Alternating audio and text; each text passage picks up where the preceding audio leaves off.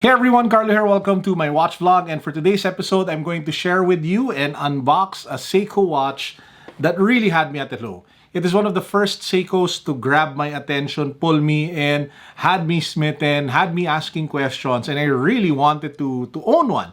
And it's super exciting to finally have it here. It's actually the 2020 new model or reissue, which is easier to get and a little bit more affordable. This is the Seiko SPB151, also known as the Captain Willard or Apocalypse watch. Let's take a closer look.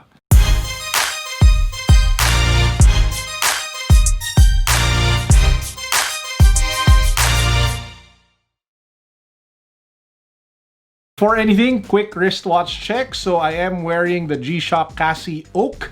I did a video on this recently. It was actually the first video on the vlog. So if you haven't seen that yet, please do check it out. The link can be found down below. So what do I like about this piece? First and foremost was the striking and bold presentation of the watch. It just communicates power, strength, and authority, at least in my opinion, because of the case, the look, and the bezel. Everything about it, from the 42.7mm diameter case to the stainless steel build to that red dot along the second hand, for me, just communicates strength. The second thing I love about it that really got me curious the first time I heard about it is the name. So they were calling it the Seiko Apocalypse, and to those who don't know, it's from the movie Apocalypse Now that came out in the 70s.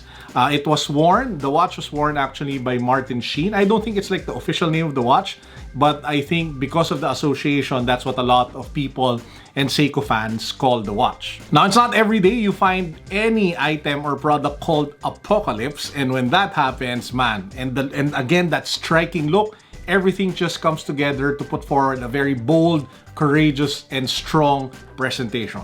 It runs on the caliber Seiko 6R35, which means you have a 70R power reserve. And for me, that basically means that it will last you through the weekend. So if you wear it on a Friday, let's say you wait from Monday to Friday, you're really enjoying the watch, and then come Friday, you take it off, and then you decide to wear like a more relaxed weekender piece, the power reserve will actually get you through the weekend. So when you pick it up on Monday morning, still works, put it on your wrist, and the cycle continues. Now, there's one thing I absolutely hated about the Apocalypse when I first heard about it was the price. Because people were saying that it was being sold for around 80 to 100,000, and the limited edition release previous year saw it, I think, at 4,000 US dollars. So that's roughly almost, yeah, that's a little over 200,000. Now, the great thing that Seiko did for this particular release is that they took, actually, it's like a sneaker play. You make something so hype, so irresistible, and then you come back the next year with like a reissue or a remodel that's more affordable and that's more widely available. That's exactly what you have here.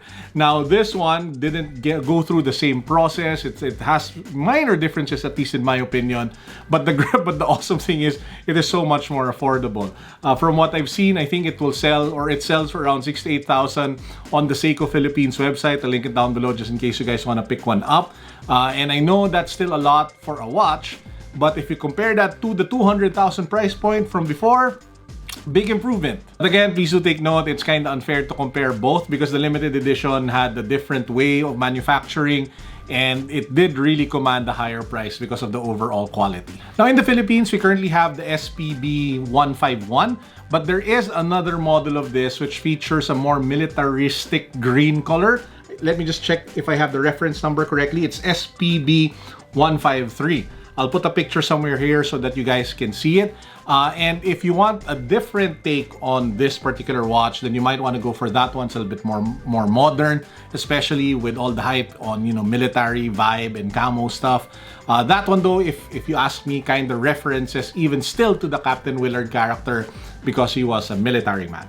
Now, I know that some people say that this particular watch is mostly for people who are Seiko fans already, but I really disagree. On its face alone, plus the fact that it has such a great story behind it and such a great name, and the fact that it is functionally amazing, for me, makes it one of the best watches that you can pick up in the $1,000 or 50 to 60,000 peso price point. And it's a watch that you can enjoy. It's a watch that you can bang up.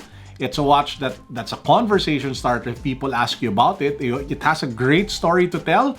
And for me, it just looks good on my wrist. And that's the thing that I love the most about this watch. Because you can take everything into consideration like that, but at the end of the day, the big question you ask yourself is, how does it feel on your wrist? And for me, I feel a little bit more powerful, I feel a little bit more confident, mainly because if you take a look at the watch, that's what it communicates, at least to me.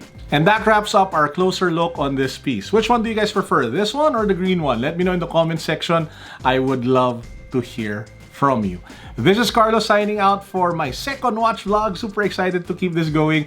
And as usual, like what I say in my main channel, by the way, if you haven't subscribed to my main channel yet, the link can be found down below. And like what I say there to end my vlogs, peace, God bless, what's up, boom.